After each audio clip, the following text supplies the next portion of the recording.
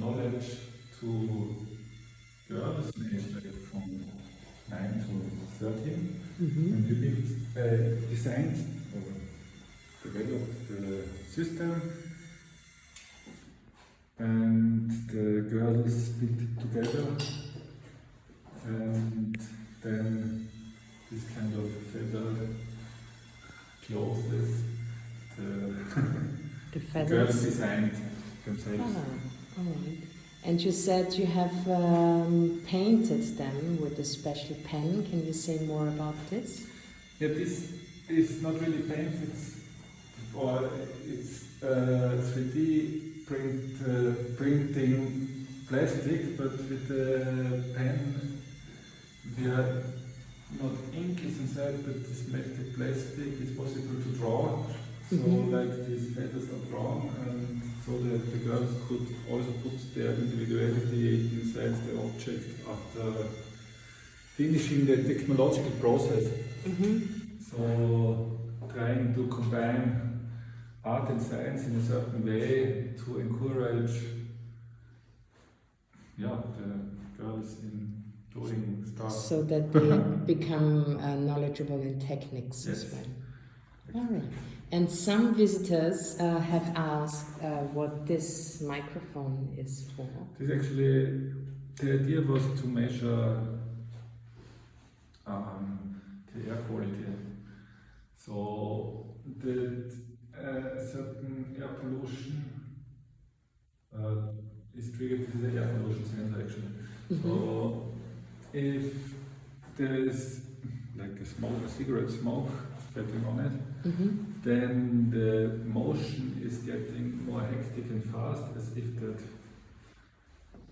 little creature would want to leave. So it's actually a kind of emotional sensor, possible if you put it at your home. And you can hear and see about this kind of fleeing behavior, that there's something wrong with the air.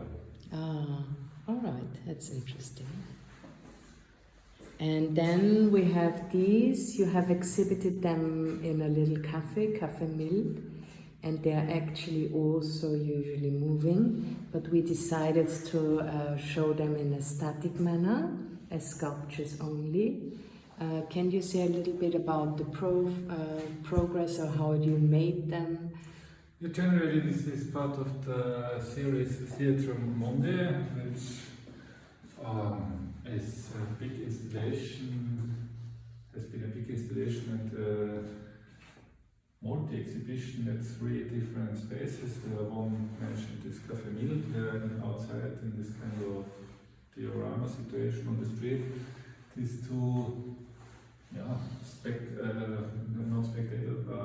actors in this theatre room were constantly moving this kind of up and down as well, like flapping, reflecting somehow this kind of, I don't know what's the English word actually, from this kind of Hampelmann. Ah, okay, yeah. Reflecting different kind of emotional like a states. puppet that opens up their arms and legs. Jumps up and down with a string on the bottom. Yes, and there were in this street art exhibition there were also paintings and as kind of background of the stage, and also bigger actors which were also constantly moving in like life size, but human life size. All right, perfect. So it's more a reference on this kind of project. There's the same thing like this kind of 3D printed dog? Chimera dog creature with legs of goats, which I made already almost 10 years ago. Which was never exhibited so far? No, not yet. Because... So it's actually to do with Greek mythology? Yes, somehow. And also there's a lot of interesting things which is Greek mythology, but also nowadays when we look at life sciences, there are also this kind of microorganisms there's a big interest in this kind of this chimera. And as a father now, I'm also interested in this kind of person. It's very interesting that actually the mother keeps cells sometimes of the child decades after the birth, which actually are not their own cells, which live in her body, which is actually called microchimerism. And it is actually quite new, right? It's interesting because normally one thinks that the woman keeps care with the body and all this kind of biological processes to grow the child, and also this kind of strange immune system mixture, also that there's no sickness and illnesses getting into the child. But now it seems that also these little cells from the embryo in the womb already also supports the mother, helping in defeating diseases. There's very interesting actually. So the mother protects the child as well after the birth. Yeah, the child protects the mother also. That's actually the fun, interesting thing. And also sometimes these cells stay inside and support the mother. So this also this kind of chimerism, which I think it's very interesting actually, because I'm also very often I'm very interested in neuroscientific insights, or maybe not what is the most trendy thing nowadays to be thinking positive about scientific research, especially biology. But for me, I think it's very interesting and also very important, because whatever kind of technological innovations or inventions, they are it's more like whatever. Going back a little bit in time as well. It changes. In fact, normal society, if you think what happened when people realized that the Earth is not the center of the universe, but not even the sun, which is at least center of our part of the universe, the whole society somehow changed. And nowadays I don't see this kind of world-changing insights in physics and like time, how scientists see time nowadays. It's completely different than 20 years ago, I think. And it seems that this does not touch the society. And the last thing what we see here actually is also this kind of robotic symbiotic paintings, built also little machines which have wheels and put their traces on surfaces like this kind of canvas. And in a kind of symbiotic process, there's different instruments, machines, like music instruments, which together create this kind of compositions. And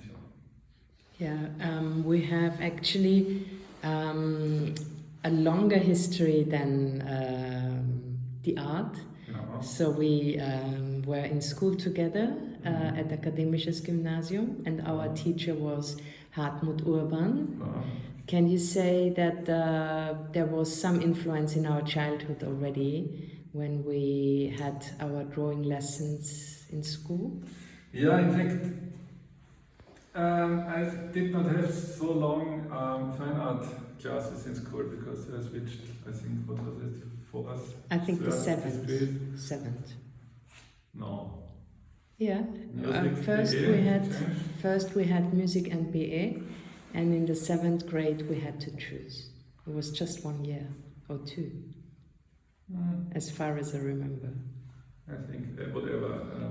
But you focused on music because of your cello playing. Yes, and also this.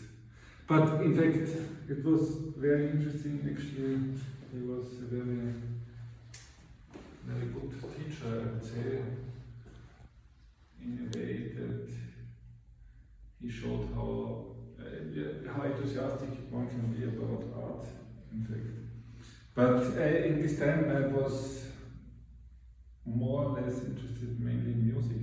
This came late actually with contemporary art because at the time when I switched from the art class to music class, I also started to work a little bit for still in Herbst in way of putting placate on the walls and kuverts. Because a friend of whatever.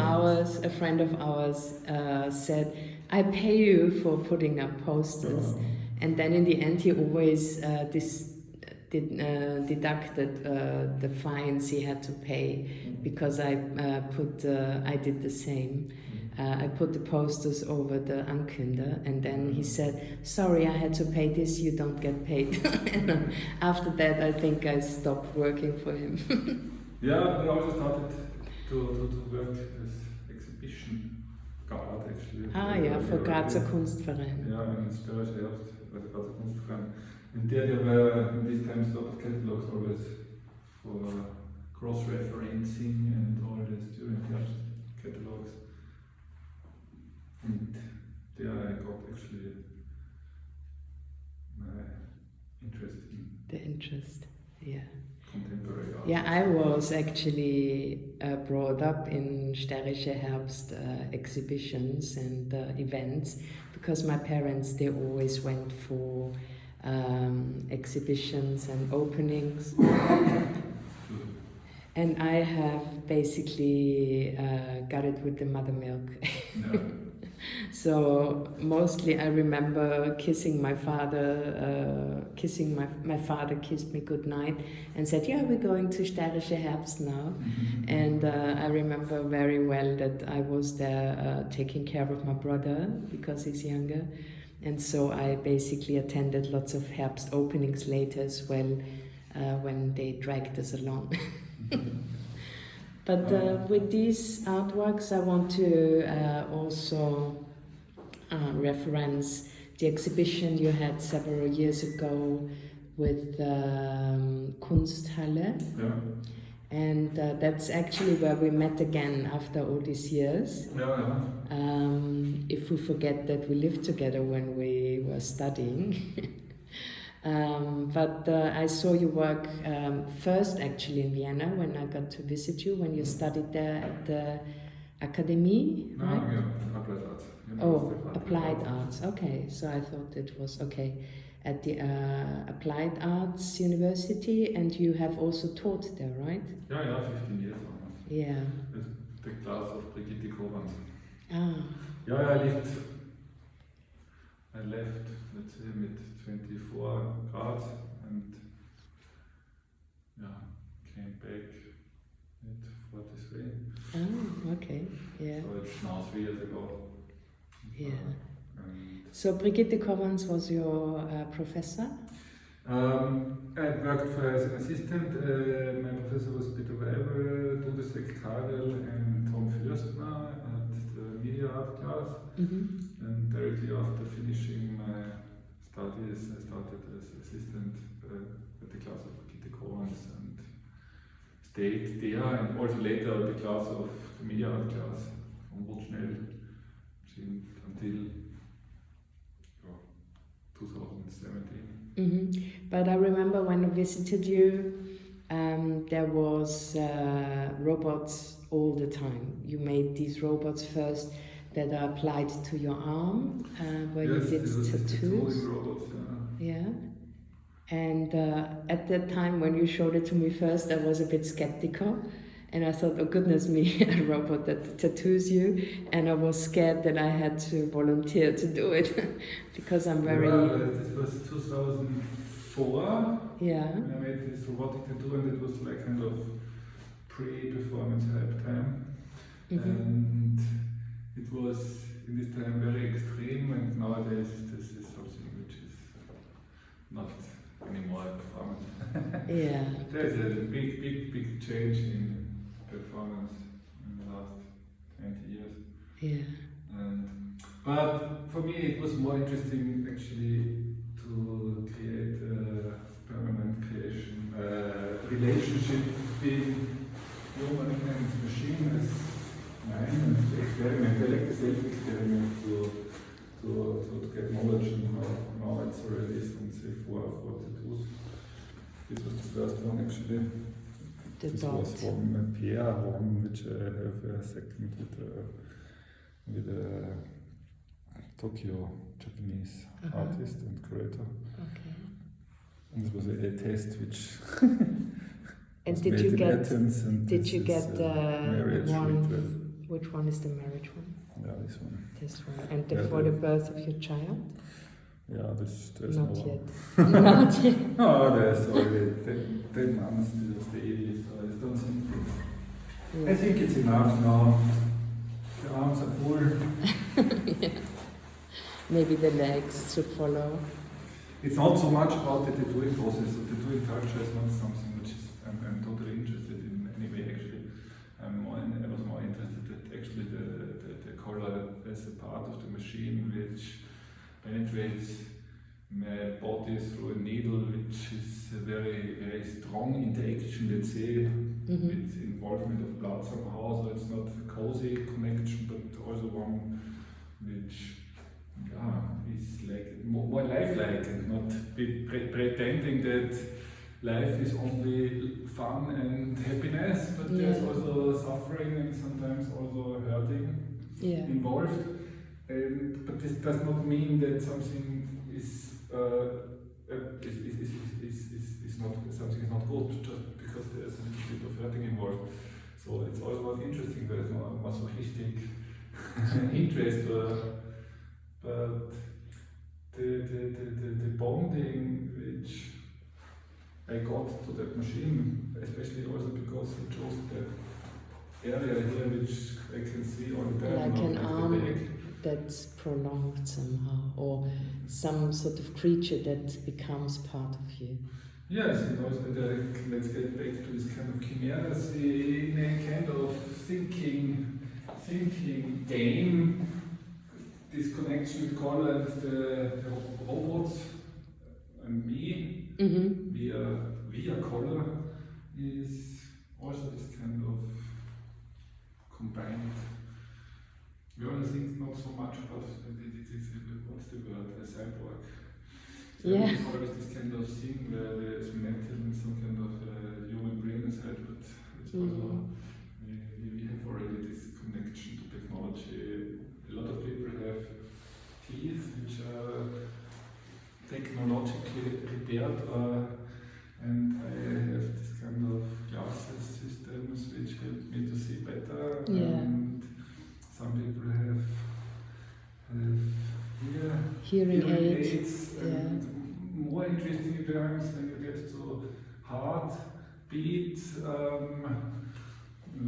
What is it, synchronizer, stabilizers, and these kind of things which actually contain battery and electronic circuits which make you some sort of a possible cyborg.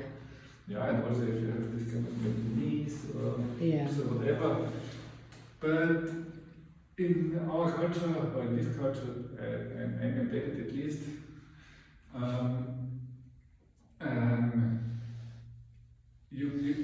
there is some kind of shyness of making the body better through technology. It's more like if you have something broken, you repair it. And then you don't talk about it because it's just,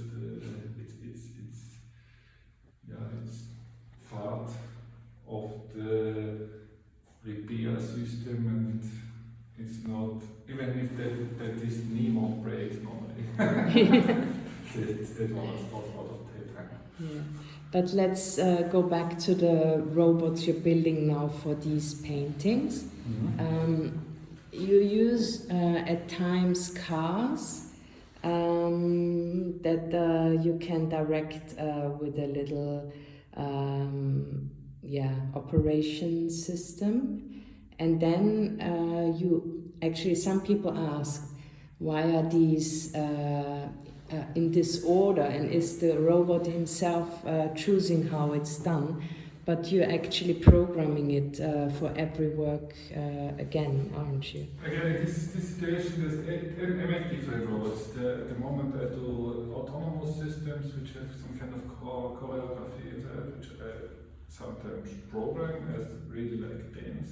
Go make this, then rotate, this and that. Sometimes they are totally autonomous, they are just some kind of action Handlungsanweisungen. Like instructions. Action instructions defined when a sensor is triggered.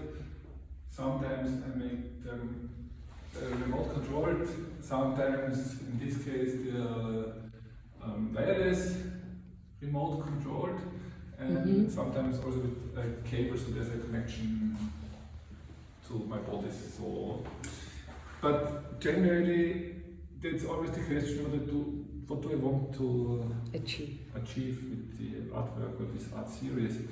And these are part of pandemic landscapes or pandemic compositions. Where I started to see the robots as music instruments, and so it's the same. Like there's this kind of planning spirit, which is resembling in classical music as the composer, let's say. And there's something like the musician, or musicians like the orchestra, where there's this connection between technology and the human. Because only this connection and also the combination of the different instruments make it possible to have these kind of soundscapes which were developed in, let's say, classical music. And nobody thinks about that the human is vanishing behind the instruments. It's never, and that's very interesting, that a music instrument is never in the foreground, but always the musician, even in an orchestra. Even if you have a Stradivari violin, the musician is more important than the instrument in this context. Even though it's quite expensive. Yeah. So, what's the difference? And I think it's a pre-industrial revolution idea of creating machines which support and augment the human in doing something, and also in doing art like music. Creating instruments or machines, technological devices to make us being able to create things which we couldn't create before. Like there was only voice and the body to create music before technology. And the fact that the individual stays in the foreground, because the way how you use this machine, instrument, device makes the art, not the machine itself. And since Industrial Revolution, machines are created mainly that to aid the user is exchangeable and not the machine. Yeah. So there is this total direction, the opposite. And I start actually in this old-fashioned pre-industrial revolution concept of creating machines, and those robots the result of this approach. Yeah. And you also have done a performance in the Kitchen Gallery, which was 2018. So I think that was right after your exhibition at Kunsthalle. Yeah. And do you do this kind of performances? I think we've also seen it at Schaumbad Atelier, where you had your studio for a while. Yeah, sometimes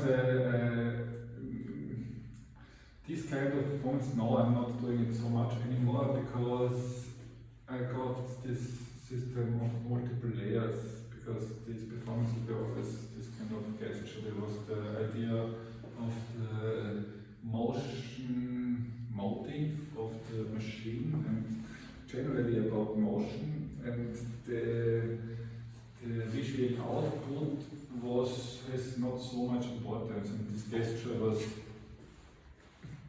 main, let's say, content of the art piece.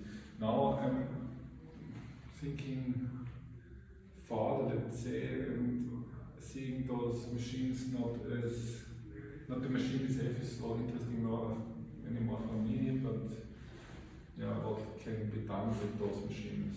And what is created later. Yes, and these kind of multi-machine compositions, they take quite long to create. It's not one gesture, but it's with drying processes and different machines which are involved. Mm-hmm. In the last exhibition in Lucas Fechter Gallery in Vienna, which was opened the day after the long lockdown in Austria, so like in June, I think, this year. Mm-hmm. And here I saw a transfer out of my studio to the gallery because it was unpredictable what happens and there was no opening allowed, so we made a 4-day soft opening and I created two compositions and had all the machines there. The whole day I was working and in this kind of fluxus way to also communicate with people which pass by, and so it was quite fun. But it's a longer term situation than just let's say 5 minutes performance. Yeah, and there is another question with regards to the circles. Do you have a specific relationship to the circle as a form, or is this just related to the wheels that are round? No, it's actually, there's a lot of different things. The circle is a very complicated form for a biologically system to fulfill. And I create these machines generally also in a very rough way, which means that there is no precision, Mm-hmm. which create this kind of organic traces at the end, because I don't want to create traces which are totally perfect and machinic, because I'm not interested in this general idea of a robot, but I build these machines also to get insight about myself or humans themselves, because if you build something new and which behaves the behavior, you realize sometimes what the behavior of yourself in the same context is. And the circles also somehow develop themselves in a way that every machine is creating one trace, it's one line actually. So if there's 4 machines doing something, then there's 4 lines. And they are normally not interrupted. Mm-hmm. So these circles are traces of, let's say, change of direction. Okay. And at the same time,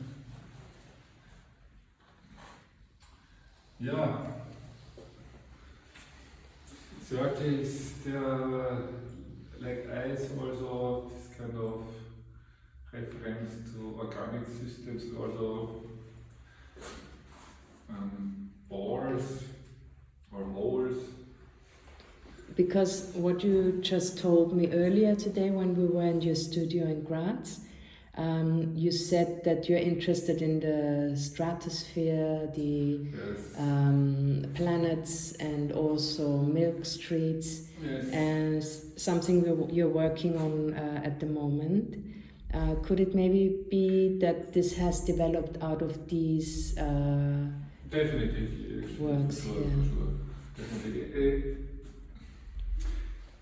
These 2 paintings actually have a name which I gave them. Normally I don't name paintings, but it's social distancing in what is it?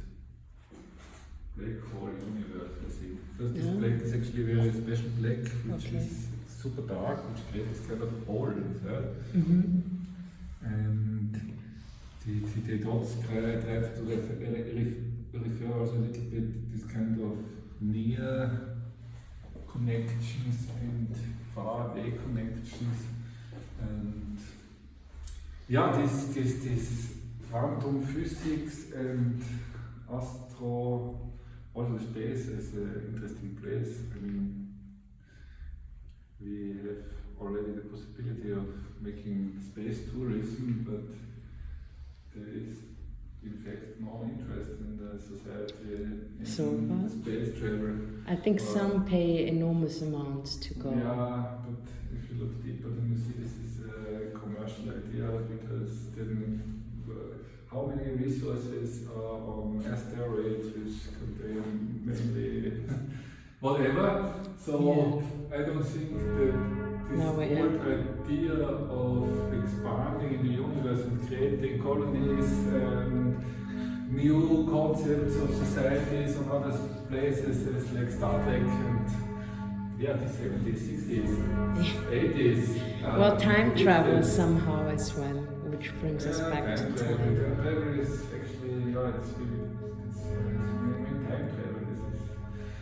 I think this is very interesting actually, because already in our own subjective individuality we have the possibility somehow of time traveling, because if we use like boredom, then we can slow down time very good. So this is an interesting practice, because if you want to live very long, then do nothing. So time passes very slow, so we will live a very long life in a subjective manner. So this is also a different question. Also with these time reference systems, if you go at a certain speed, then your time is passing at the same thing. But if you come back, then you are younger than the people here, because the time reference system is different, but you don't live longer. Yeah. The only thing of real time travel that I think is possible at the moment, or not at the moment, but in an imaginable way, is freezing. Yeah. Because you freeze. But actually, when I travel a lot for work, obviously, and when I travel, it's also like I have this. I do playlists when I go somewhere. They're always named after the project I'm working on. The exhibitions, and then they have like London, Reykjavik, Oslo. I have that all over the years, and I have music for every travel. And if I come back and I listen to the playlist again, I somehow relate to the time there, and it's like a capsule, so you encapsulate the time. And for me, it's always as if it was a time travel, because you come back and the time has passed, and you weren't a participant of this time. Yeah, again, it's a question what is understood under what's the meaning of time travel? So there's different. It's the same like if you want to go in another parallel universe, and in theory, as I understood, there's every decision, and this is like if I make it full step. Then this kind of universe is created, where I do this. But all the other universes where it's not happening, or other motions are also created. So in fact, somehow every decision or every action which is done is somehow it's somehow traveling parallel universes. It's somehow like a bubble that you create, and then you exit the bubble again. What most people mean under this kind of travel is to be able to switch from one place to another place and go back. But it's wouldn't it also in time travel the idea to go back in time or far in time and then come back in the current. Your current. Yeah, but wouldn't that be also referring to your Khmer sculpture again?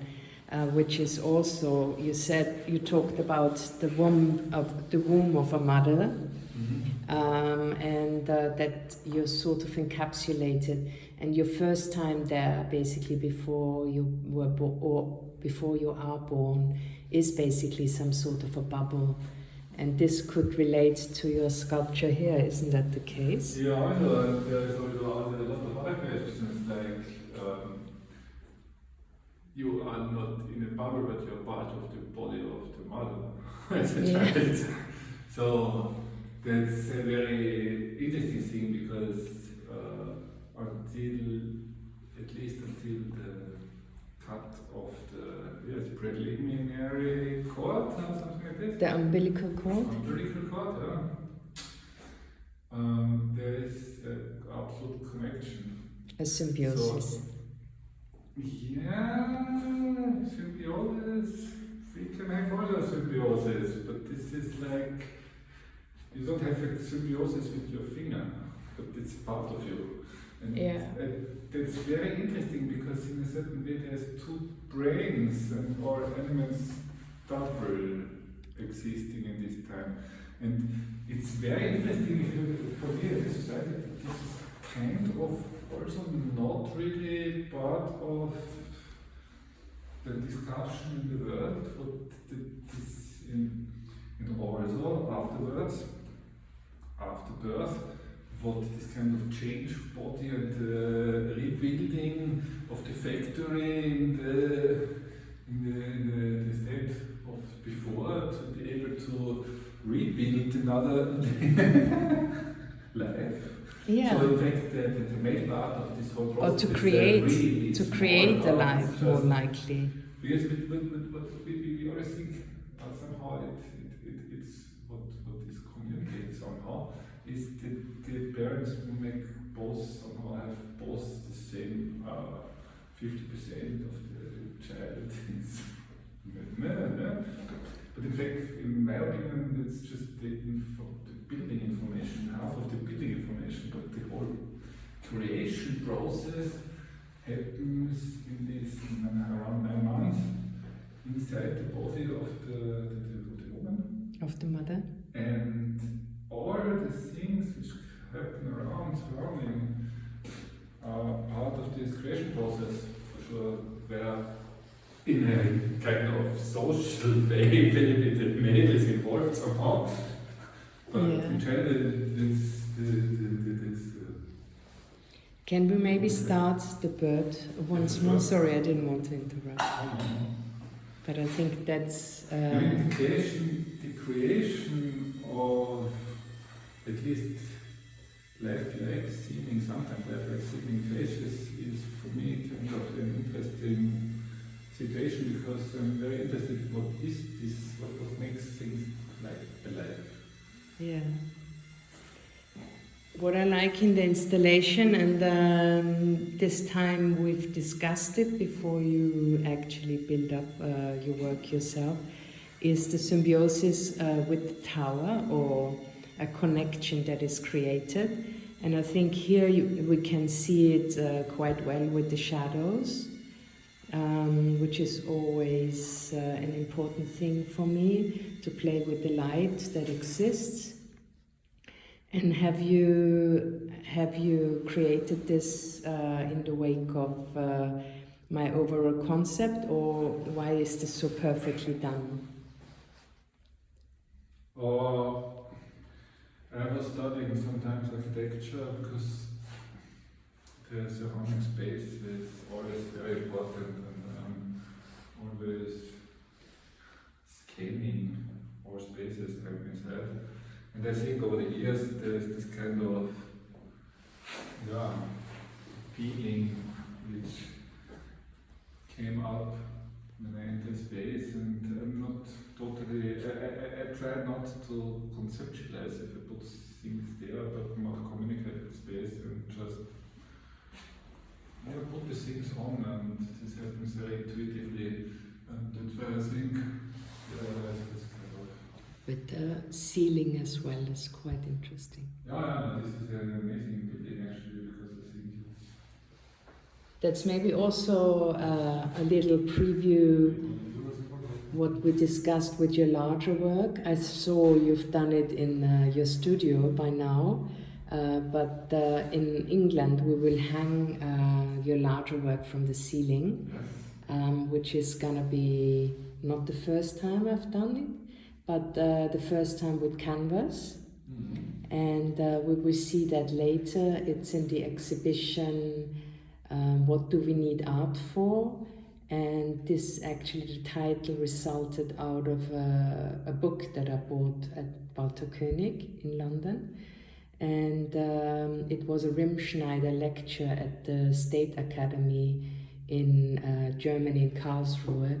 And there Niki will have a large part of his artworks, which is coming along in our new space in Finchley Road in London.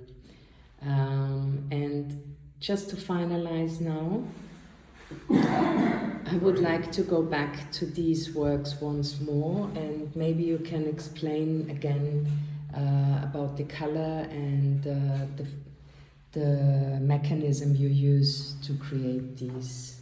In general, there's different layers of canvas in this case, and there's wire where I put some electricity through. That's why this wire becomes warm, and the color I use is the behavior that if it gets to a certain degree, in this case 31 degree, the pigments, I think they get rotated and so they get transparent.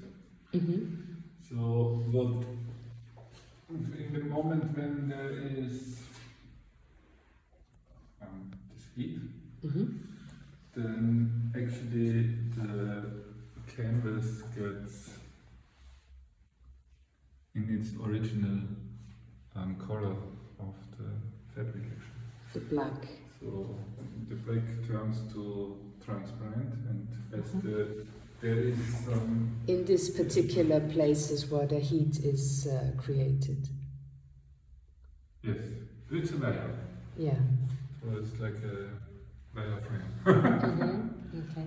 Yeah, we have always the moment that it's also a feature of the installation that if you want to record it, there's a break at the moment. So yeah, sometimes it's to visible. wait for some. It's visible quite well though when I have it here on my screen. But now let's just as a last question. As a last question to your work here, why did you choose the cube in this work? Right, yes, three-dimensional pixel come from digital processes. It's a block, Tetris, all this thing. It's a very simple structure which enables possible thinking of a lot of different creations in three-dimensional space. So if you look around, you have these kind of squares, big bricks, and out of bricks you can build houses or towers, and this is a little bit the approach, and so it's it's a basic form. But I think these are made after the ones that you created before with the circles. Yes. And now you've gone into a three-dimensional cube, which is... Yes, always different questions. I also call them quantum cubes, even if it's not right, because I like this kind of four-dimensional space, which can be seen a little bit in a rotating four-dimensional cube. To see a little bit. Because if we look at the cube like this, it's not a cube, it's just lines with a certain angle degree, and the three-dimensionality of this drawing, of this two-dimensional drawing develops in the head, this kind of culture. And so this is for me interesting because is this kind of approach also possible with higher dimensions? Mhm. What does it mean that some people say that time is the fourth dimension? That is, this kind of question. As well, going back to time that we discussed before. Because what at least is clear is that these paintings are not static in time, so they change in time. So there is this fourth dimension involved. Mm-hmm. And I tried them, we have this three-dimensional interpretation of this kind of cubes, and if both cubic elements are coming together, it forms a two-dimensional graphic where you don't see any three-dimensionality anymore. Mm-hmm. It's Also, actually the a little bit surface like actually has a it's second- actually a little bit like a house as well. Yes, it opens this kind of options. Yeah, for sure. There's also this reference about it. It can be seen as floor plan, ground floor plan. Also, if there's this all goes together. Mm-hmm. And this is this reference to studies in architecture which I did at the time. Also this kind of elements. But it was for me important to be very minimalistic, like this kind of anthracite, black anthracite. Yeah. And it's actually paint that's changing when subjected to warmth, right? Paint changed its state. Okay. Yeah, this is. I'm actually working on a series, a new system